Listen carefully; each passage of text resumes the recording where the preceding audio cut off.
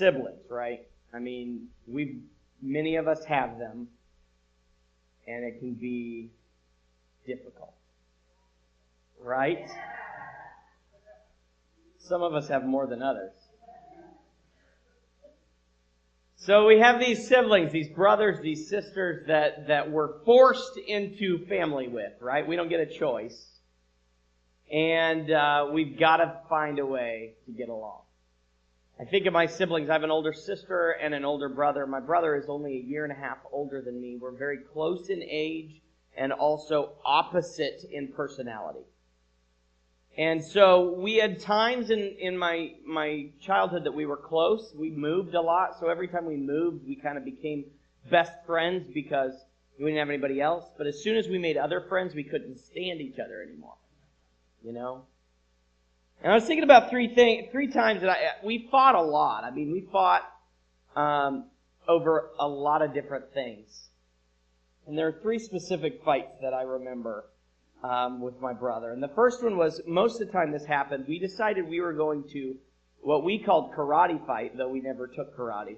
But we did watch a lot of Teenage Mutant Ninja Turtles, so that we figured some of that had to get through. But we started karate fighting, so we're not actually fighting. We're just kind of pretend fighting and playing around. But the problem is, that always ended up with one of us getting hurt and therefore actually fighting the other one. And in this case, I was in 4th grade and we're play fighting, whatever, messing around. I take off running through the kitchen, and he takes off chasing me. And as I do, in my socks, I slip and I kick the door jamb and I break my foot. Karate fighting with my brother. Totally his fault. Then there was another time, I remember we were visiting my grandparents, and if you were here a couple weeks ago, I told you about my cousins who wanted to go canoe right up to the dam and then get back away. So I'm realizing as I tell these stories, I need to spend less time with my cousin. But my cousin said, "Hey Reagan, hit my hand." And so I turned around and I went to punch him in the hand, and he had it laying right over my brother, so he pulled it away and I hit my brother. My brother turned around and open-handed hit me right in the face and gave me my first bloody nose I ever had. "Hey, Reagan, hit my hand." You gotta be smarter than that, clearly. Don't fall for that stuff. The last one is my favorite, and my dad was always, many of you know I'm way into gadgets. I like the technology stuff, and my dad was always that way, but it was definitely a different time. So he had these like little micro cassette recorders. And kids, I'm not going to explain cassettes to you, but little tiny cassettes, and he would use them like a little recorder for stuff. And he got a new one, so he gave me his old one. So I had this old recorder, and I just record all this stuff. And I had this great idea. I'm going to get some dirt on my brother to use as blackmail whenever I need to. So I go up to my brother with my little micro cassette recorder behind my back, and I said, "Hey, Ryan, what do you really think of Mom and Dad?" And he said some dumb thing about them that he probably shouldn't have said. I don't even remember what it was. But my response was to hold up the cassette recorder and say, "Ha ha! Now I've got you," which resulted in an epic battle for the tape. I still have the tape, just so you know. But it was a constant battle, constant fight, constant struggle. And as I was reading this week about Jacob and Esau, it felt very similar. It fit right in my wheelhouse.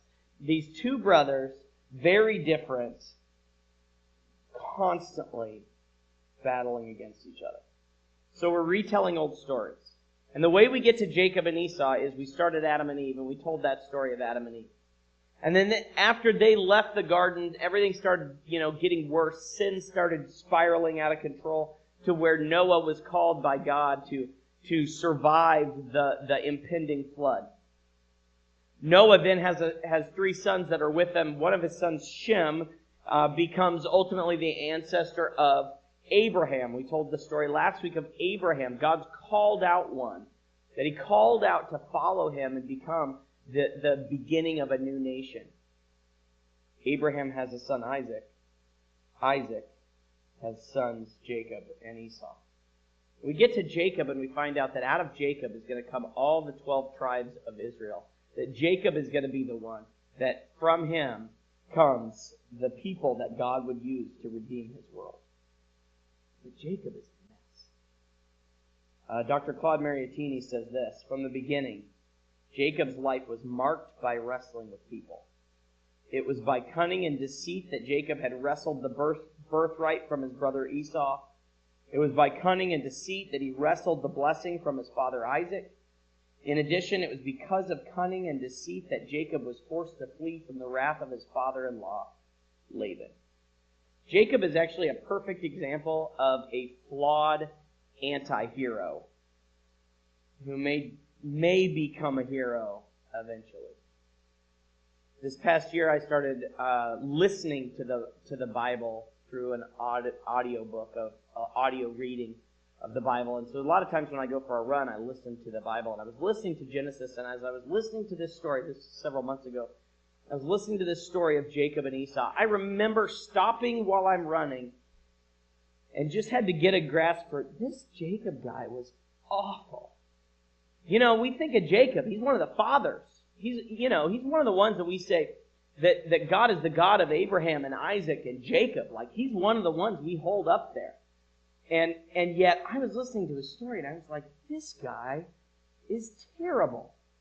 I think of Jacob in such a positive way, but in reality, he was a villain for a good portion of his life. And I want to look at a couple of those things.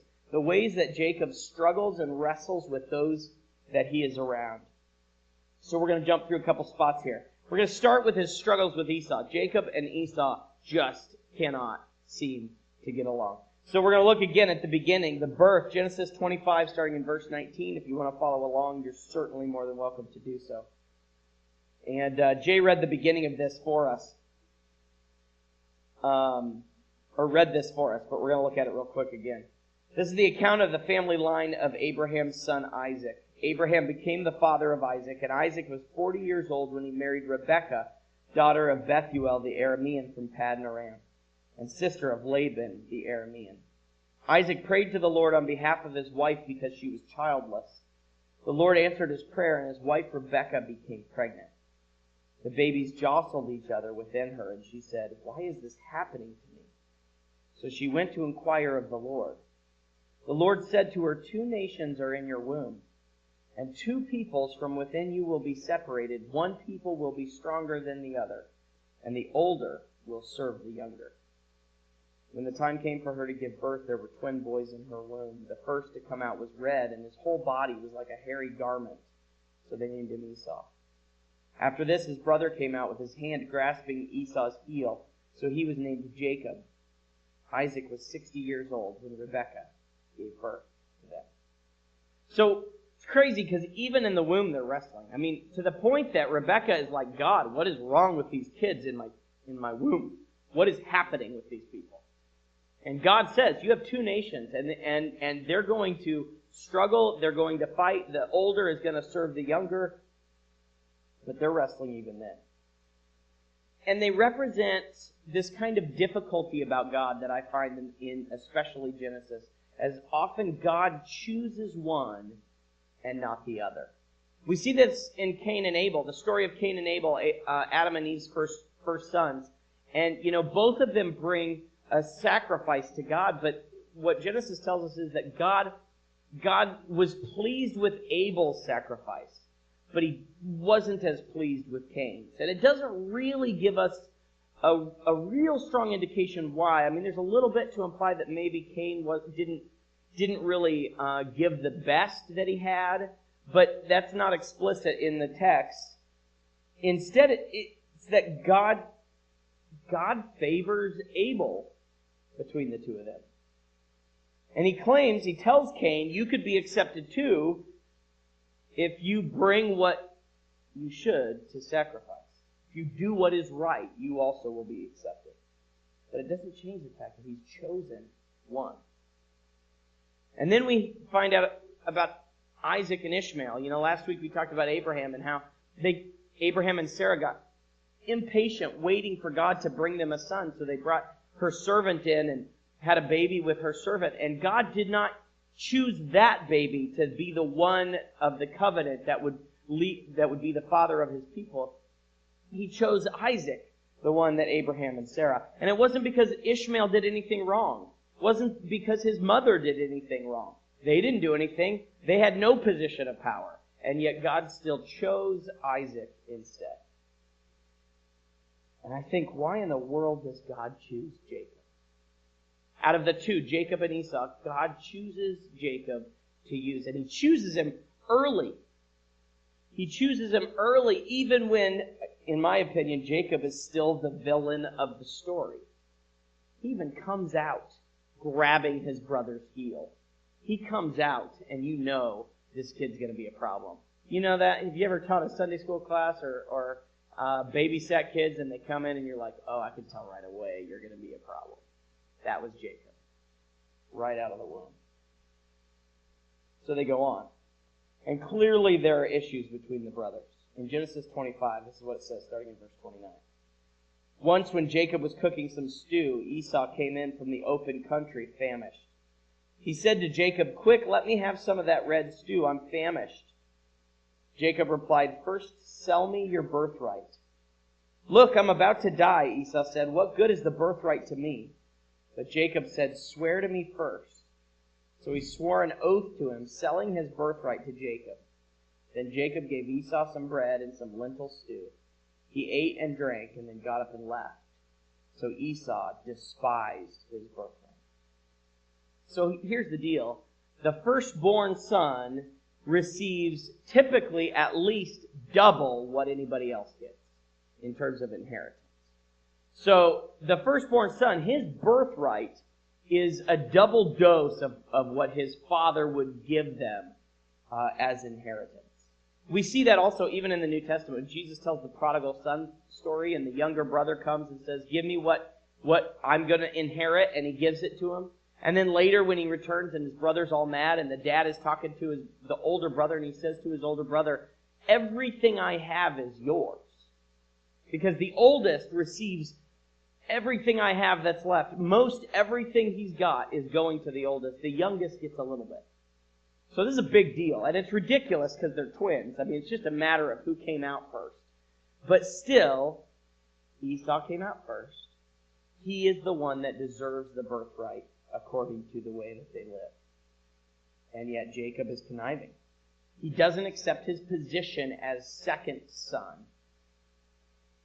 And he manipulates his brother. At the time that his brother is the most weak and is the most able to be, manipulated into giving up something so valuable, Jacob doesn't.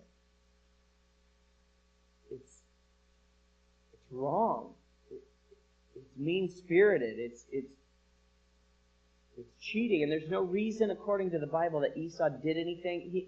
It doesn't say that Esau was a bad guy. It doesn't say that Esau deserved some kind of judgment, some kind of loss. But Jacob stole it anyway. And it just gets worse.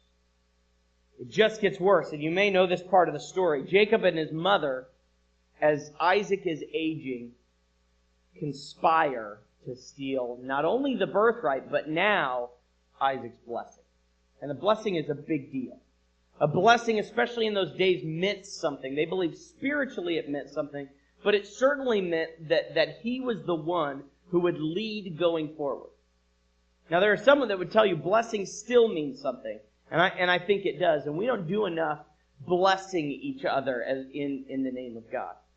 I knew this guy who I know I've told some of you this story, but this guy who is a former executive minister in a region.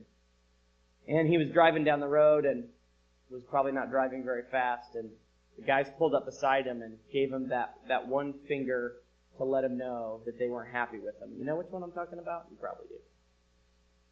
They gave him that one, and somebody knows. He gave him that finger, and he looked over, and instead of doing something back or getting upset or whatever, he turned towards the car, and he did the sign of the cross, and he offered a blessing. And he really did. And he said, I prayed God's blessing on these young men that were flipping me off from the truck next to me. And he said the best part of it was the guy in the passenger seat turns to the driver and goes, you just flipped off a priest. And they took off driving down the road. And he used to say, blessing is real. We need to be blessing each other instead of cursing each other. So this is a big deal in their culture, but it's still a big deal. Blessing matters. And so here's what happens. Jacob and his mother, they conspire. Jacob's going to dress like his brother. He's going to put goat skins on his arms so he feels like his brother who's really hairy. And he's going to smell like his brother, and he's going to do everything that his father would want Esau to do. So while Esau is gone, Isaac, who's pretty well blind and can't see anything, Jacob comes to him. And this is what it says. Genesis 27, verse 22. Jacob went close to his father Isaac, who touched him and said, "The voice is the voice of Jacob, but the hands are the hands of Esau." He did not recognize him, for his hands were hairy like those of his brother Esau. So he proceeded to bless him. "Are you really my son, Esau?" he asked. "I am," he replied. Then he said, "My son, bring me some of your game to eat so that I may give you my blessing."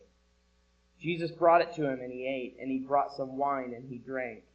Then his father Isaac said to him, "Come here, my son, and kiss me." So he went to him and kissed him. When Isaac caught the smell of his clothes, he blessed him and said, "Ah, the smell of my son is like the smell of a field that the Lord has blessed. May God give you heaven's dew and earth's riches, an abundance of grain and new wine. May nations serve you and peoples bow down to you. Be Lord over your brothers, and may the sons of your mother bow down to you. May those who curse you be cursed, and those who bless you be blessed." After Isaac finished blessing him, and Jacob had scarcely left his father's presence, his brother Esau came in from hunting. He too prepared some tasty food and brought it to his father. Then he said to him, "My father, please sit up and eat some of my game so that you may give me your blessing." His father Isaac asked him, "Who are you?" "I'm your son," he answered, "your firstborn, Esau." Isaac trembled violently and said, "Who was it then that hunted game and brought it to me? I ate it just before you came, and I blessed him, and indeed he will be blessed." When Esau heard his father's words, he burst out with a loud and bitter cry and said to his father, "Bless me too, my father." But he said, "Your brother came deceitfully and took your blessing." Esau said, "Isn't he rightly named Jacob? This is the second time he has taken advantage of me.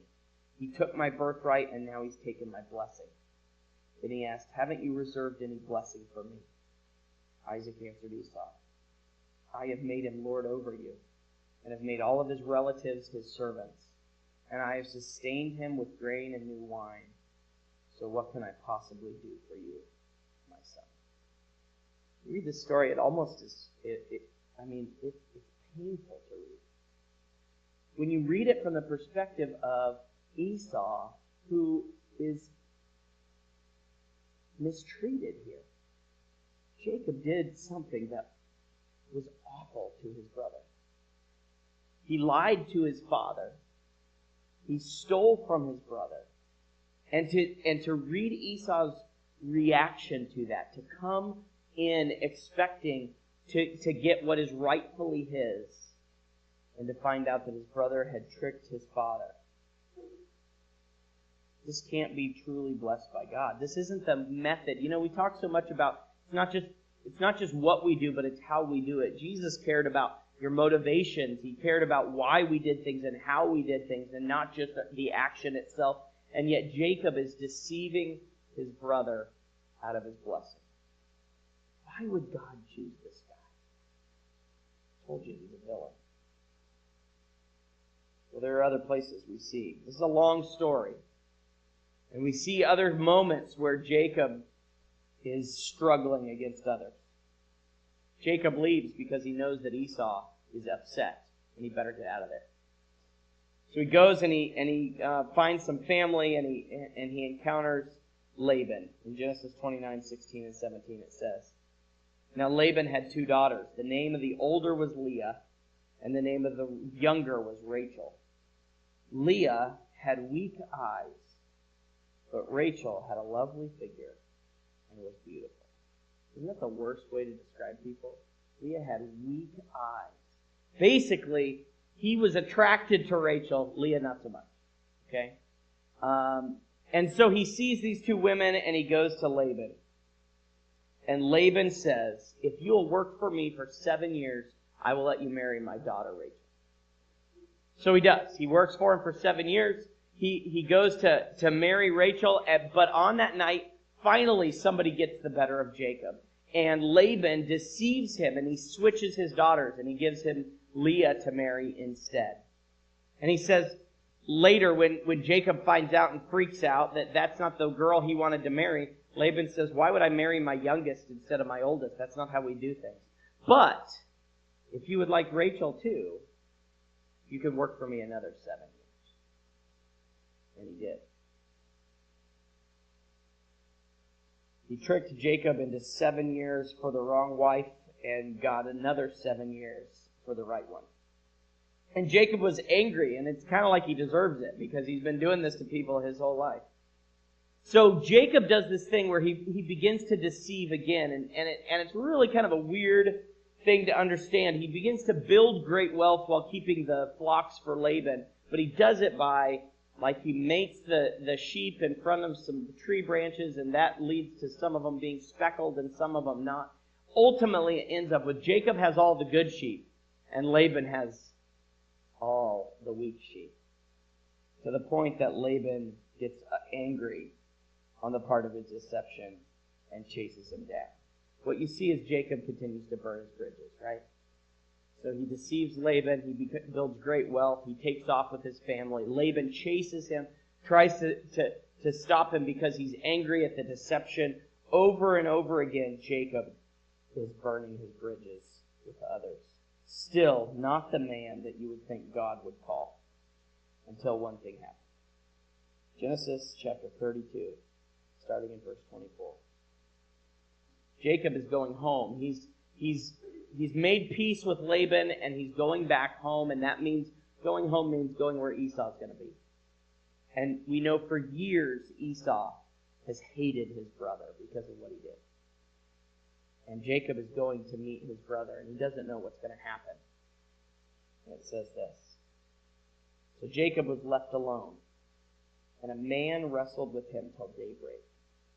When the man saw that he could not overpower him, he touched the socket of Jacob's hip, so that his hip was wrenched as he wrestled with the man. Then the man said, "Let me go, for it is daybreak." But Jacob replied, "I will not let you go unless you bless me." The man asked him, "What is your name?" "Jacob," he answered. Then the man said, "Your name will no longer be Jacob, but Israel, because you have struggled with God and with humans and have overcome." Jacob said, "Please tell me your name." But he replied, "Why do you ask my name?" Then he blessed him there. So Jacob called the place Peniel, saying, "It is because I saw God face to face, and yet my life was spared." It's a weird encounter. Jacob is getting ready to go and to see his brother. He has burned every bridge on the way here. He has done every deceitful, lying, wrong thing to get to the place he is.